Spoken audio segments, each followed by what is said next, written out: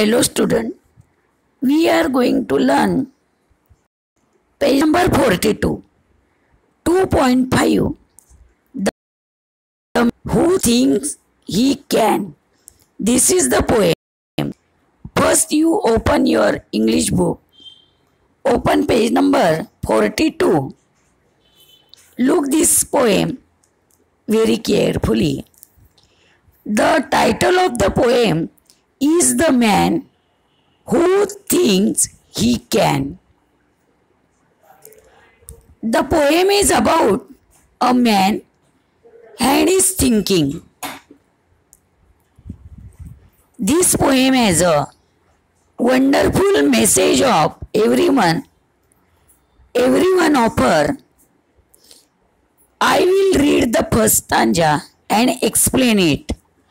Look the first stanza of this poem.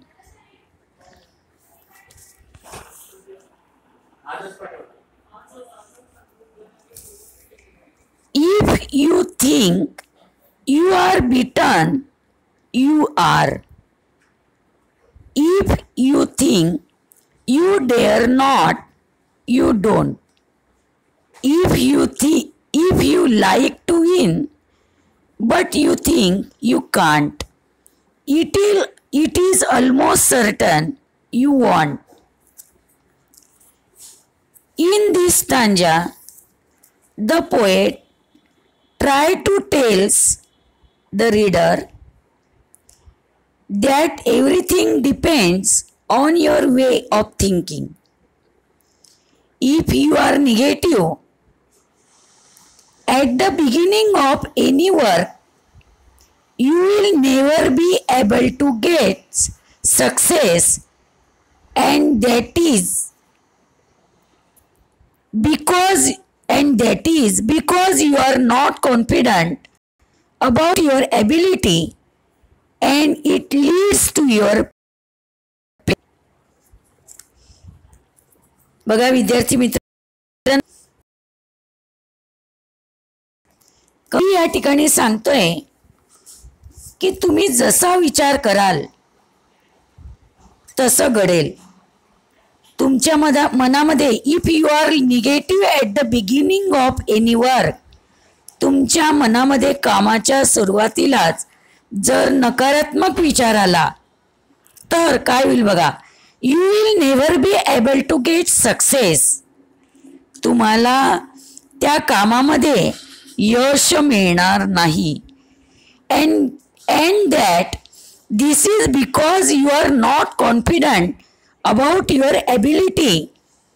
आणि हे कशामुळे की तुम्हाला तुमच्या क्षमतेवर, तुमच्या सामर्थ्यावर विश्वास नाही, तुमचा आत्मविश्वास नाही आहे, आणि म्हणून तुम्ही निगेटिव्ह थिंकिंग करताय आणि मग तुम्हाला यश मिळणार नाही. and it leads to your failure. आणि हेच तुम्हाला तुमच्या अपयशाला कारणीभूत ठरतं. If you think you are beaten, कवितेमध्ये दिलेलं आहे बघा. If you think you are beaten then surely you will lose. If you think you can't win, you will never win your low confidence, and your low confidence can make you a loser. So whenever you are about to do something, you should always have confidence. बघा मी explain केलेलं आहे कडवं पहिलं. जर तुम्ही विचार केला बघा, if you think you are beaten, तुम्ही असा विचार केला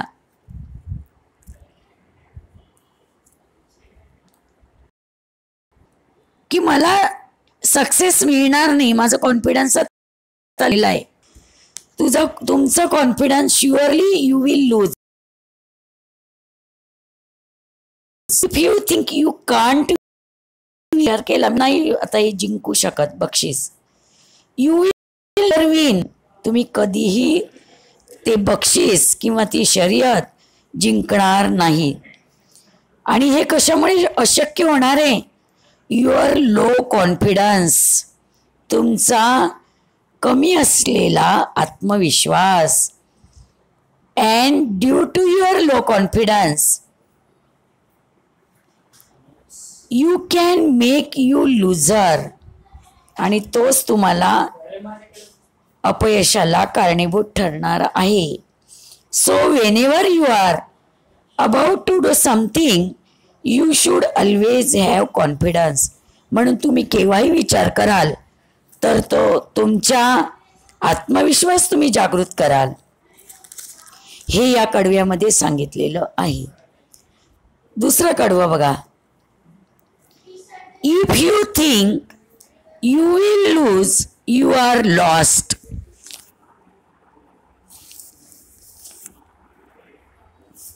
दुसरं कडवं. If you think you will lose you are lost. For out of the world we find success begins with a fellow's will. It is all in the state of mind. दुसरं कडवं बघा, English to English. Positive and negative thinking, change of state of mind before doing something. If you have already made up your mind that you will to lose, you are surely to lose.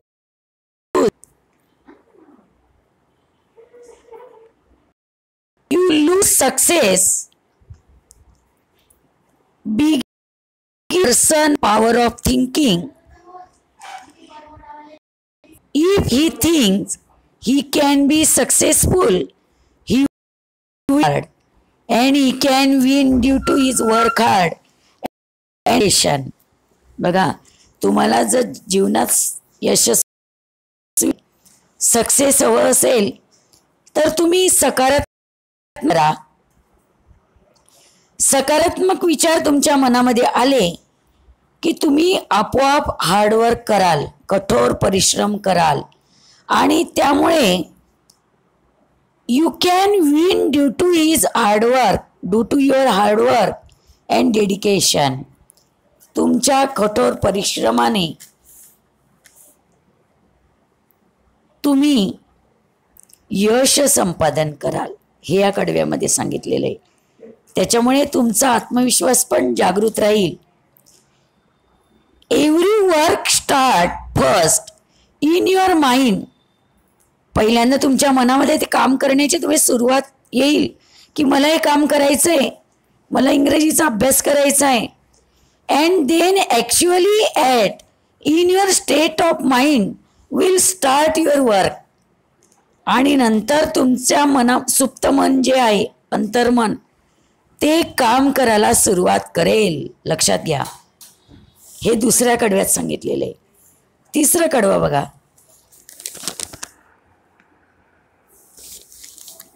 If you think you are out class you are. You have got to think high to rise. You have got to be sure of yourself before you can ever win a prize. In this stanza, the poet here tells that you change your own ability by thinking negatively about anything in your life. कवी काय म्हणते बघा, you change your ability. तुमची स्वतःची क्षमता तुम्ही बदलवता. कशामुळे बदलवताय? By thinking negatively, नकारात्मक विचार केल्यामुळे. About anything in your life, तुमच्या जीवनामध्ये नकारात्मक विचार आल्यामुळे, नकारात्मक विचार तुम्ही केल्यामुळे तुमचं जीवन पूर्ण बदलून जाईल. Before judging your self you think you will not fit the place. बघा, तुम्ही विचार कराल की मी या जागेसाठी योग्य नाही. And you isolate yourself, आणि मग ते कधीच शक्य होणार नाही. The poet motivates and tells अस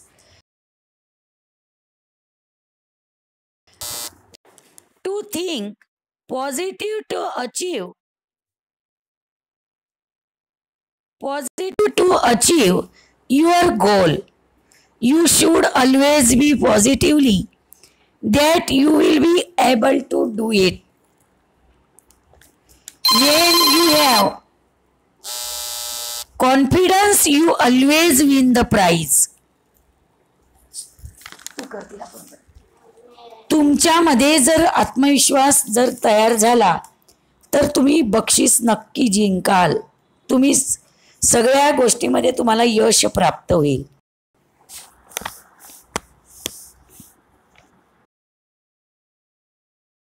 बघा शेवटचं fourth. Life's battles don't always go to the stronger or faster man, but soon or late the man who wins is the man who thinks he can. शेवटचं कडव्याकडे वळूया. शेवटच्या कडव्याचं English to English explanation ऐका.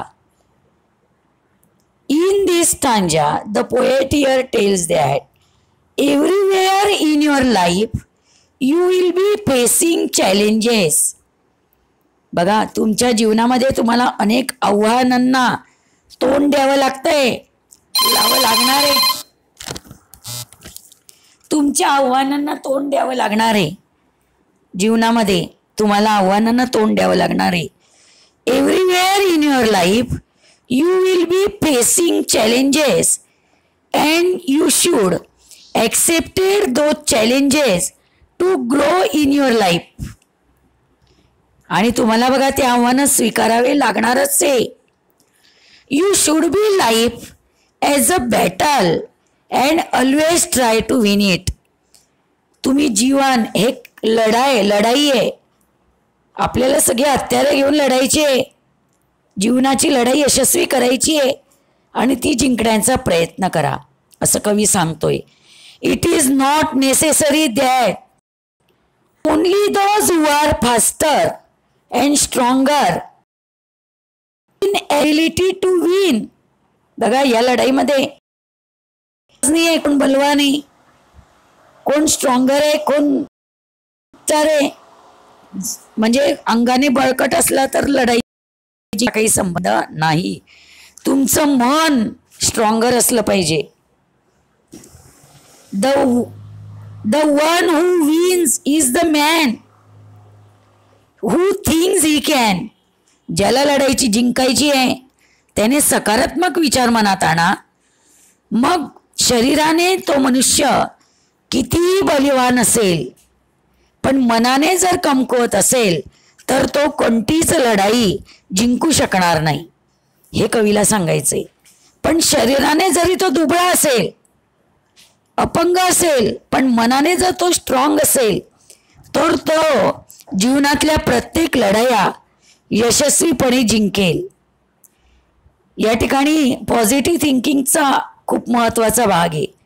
One who wins is the man who thinks he can. जसा विचार करेल तसं घडेल. This poem thinks about positive thinking and building confidence. ही जी कविता आहे, ही कविता सकारात्मक विचार आणि आपला कॉन्फिडन्स, आत्मविश्वास हा वाढवण्यासाठी मदत करते. हेच सांगितले आहे कवीमध्ये. आता होमवर्क काय, कठीण शब्द सगळे लिहून काढा. कविता 2 वेळा लिहा. कवितेच्या खालचे इंग्लिश टू इंग्लिश नंतर